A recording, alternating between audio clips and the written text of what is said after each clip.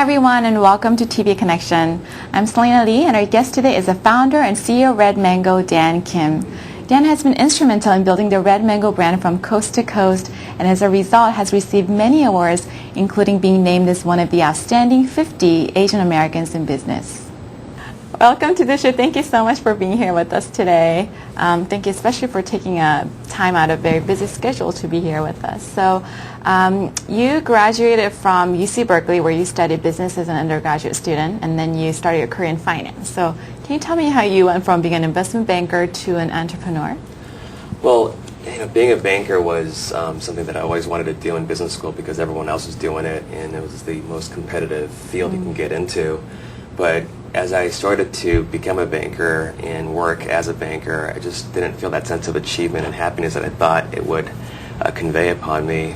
So it was a matter of just not being happy with what I was doing as a banker and just doing it over and over again. And I just realized at a very early age that I didn't want to work in an environment that didn't make me happy. So that was really the primary motivation for me to leave banking and get into entrepreneurism.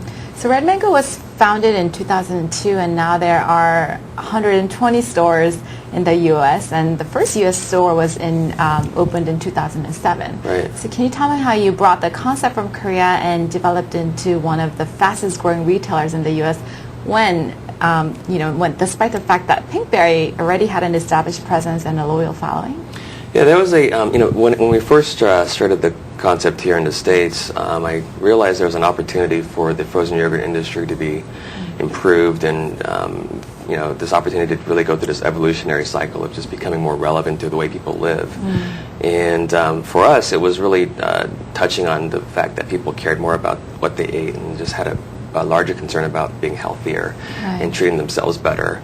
And frozen yogurt and frozen desserts is just something that everyone understands and loves and appreciates, but I just saw an opportunity for me to really elevate that experience and make it healthy for them. I said, well, if they already love frozen desserts, why not offer them a product that not only tastes good, but is truly good for you and convince them of that and build a brand around that. So that was really the primary motivation for us building the brand here was give customers a product that tasted great but was truly healthy for them and educate them as to why that was the case. And it's worked for us. Since 2007 we've built over 120 stores and we're continuing to grow. So I think customers love that.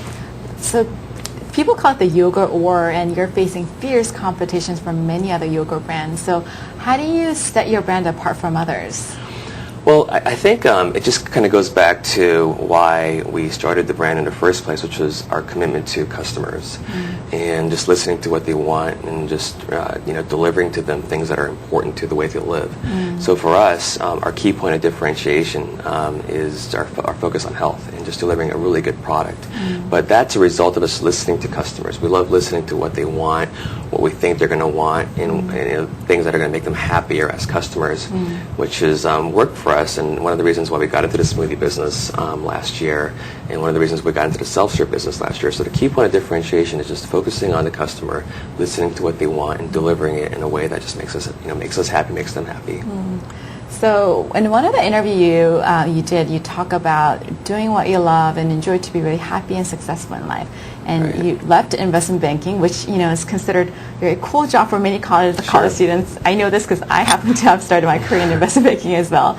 But you left and you took a risk to pursue your dream. So what advice would you have for those of us who dream about making a living by doing something that we love and that we care about?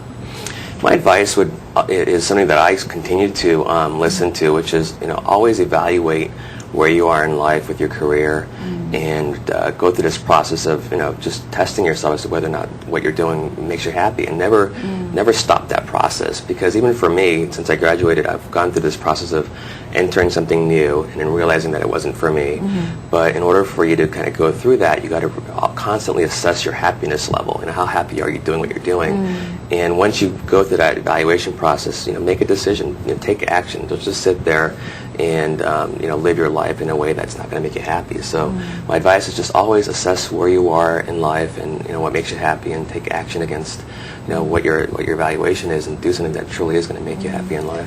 What do you think is the best way to figure out what it is that you like to do and that you love to do?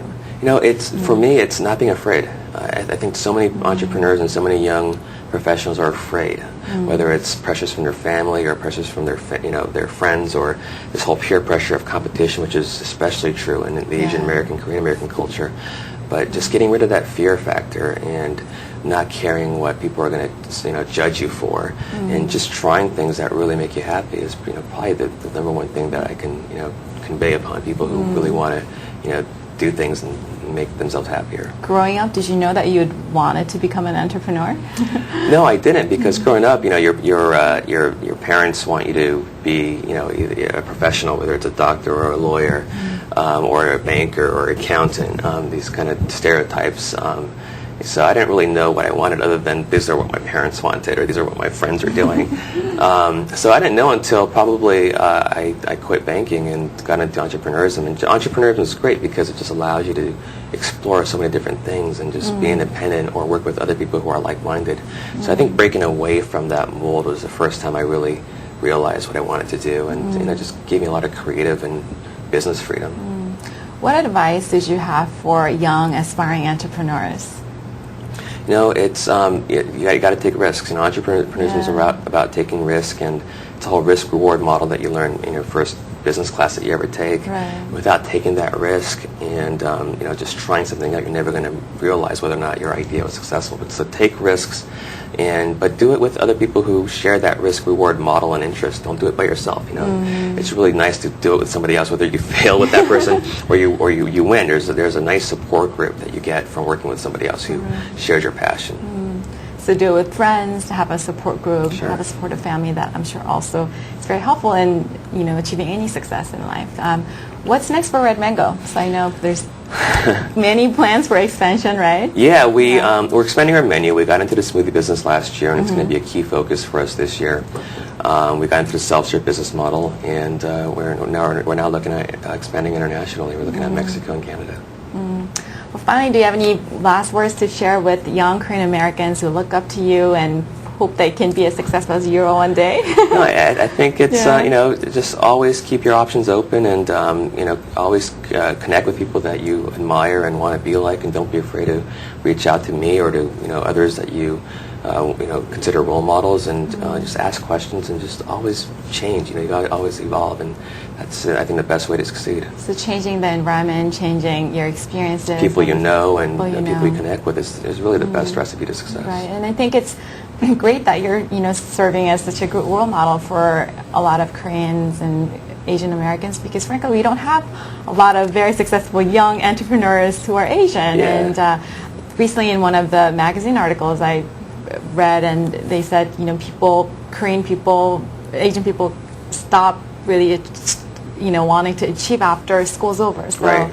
I want you to prove them wrong. I will, yeah. Yeah. Well, thank you so much for being on the show today, Thank you. and for your time, and for being a great role model for Great. many young kids out there. And I look forward to tasting many more yummy flavors from Red Mango. Appreciate it. Thank you. Thank you. I'd like to thank our guest, Dan Kim, for joining us today. I hope today's program has inspired all of you to pursue your own dreams. I'm Selena Lee, and it's great to have you with us. Thank you so much for watching, and see you next time.